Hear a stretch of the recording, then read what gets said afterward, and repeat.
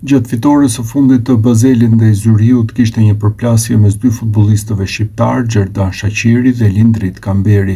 Incidenti ndodhi gjatë ndeshjes pasi Kamberi kishte për detyrë ta ruante direkt Shaqirin me këtë të fundit që fitoi meqense dhuroi 2 asist në fitoren 2-0.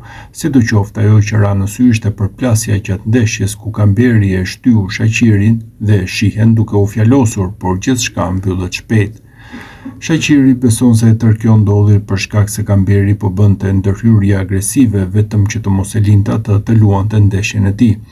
Kisha një kundërshtar direkt gjatë tërë ndeshjes. Kjo nuk është gjithmonë e lehtë. Mund t'ja ndjej agresionin e kundërshtarit dhe e di se po bënte gjithçka për të mos më lejuar të luaj.